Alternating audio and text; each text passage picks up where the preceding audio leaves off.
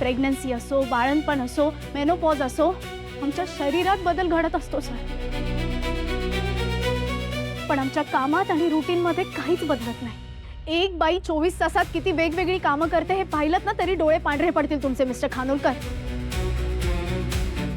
घरी जायला उशीर होतो हे एक वाक्य बोललं तरी आम्ही कारण देतो असं म्हणता तुम्ही. बाई काय काय करते याची यादी एकदा आठवून बघा, मग कळेल कामं न करण्याची कारण कोण देतं. म्हणजे तुम्हाला असं म्हणायचं की आम्ही टाइमपास करतो, फक्त आराम करतो? असं आम्ही कधी म्हटलं मिस्टर खानोलकर? हे आम्ही नाही, तुम्ही म्हणताय. आमच्यासाठी तुम्ही आम्ही वेगळे नाहीच आहात. तुम्हीच आमच्या सिन्सिअरिटीबद्दल, कॅपेबिलिटीबद्दल, स्किल्सबद्दल, टॅलेंटबद्दल, नॉलेजबद्दल, आमच्या काम करण्याच्या इच्छेबद्दल शंका घेताय. आम्हाला घरी वेळेत जायचं असतं म्हणजे आम्ही आमचं काम चोख करत नाही असं तुम्ही म्हणता. आम्ही नाही, आम्ही थकतो, पण आम्हाला नसते सुट्टी. असते का? कुठल्याही बाईला विचारा, ज्या दिवशी ऑफिसमध्ये सुट्टी असते ना त्याच दिवशी घरातल्यांना तिच्या हातचं काहीतरी चमचमीत खायचं असतं. मुलांना तिच्यासोबत शॉपिंगला जायचं असतं. एक बाई दिवसभर किती वेगवेगळे रोल्स करते ना याचा विचार पण करता येणार नाही तुम्हाला. सगळे सुपर हिरो आनामारा करत फिरत नाही. काही यांच्यासारख्या सुपर हिरोईन्स असतात ज्या बसमधून, ट्रेनमधून स्वतः गाडी चालवत, धावत पळत कामाच्या ठिकाणी पोहोचतात.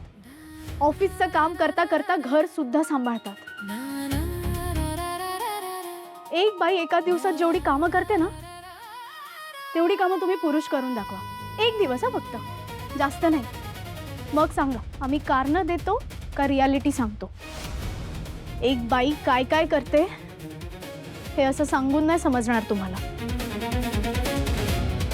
त्यासाठी एक बाईच असावं लागतं.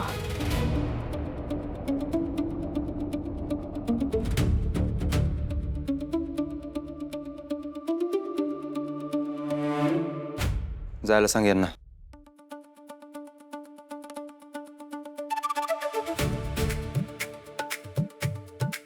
Are you for real? हे जेनजी कोणा आता जायला सांगितलंय तर जा सगळ्यांनी.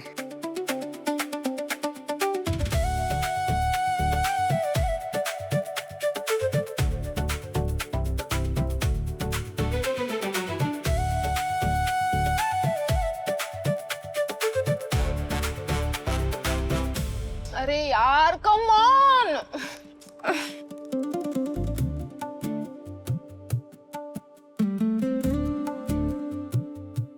Thank you so much Sharvari ma'am.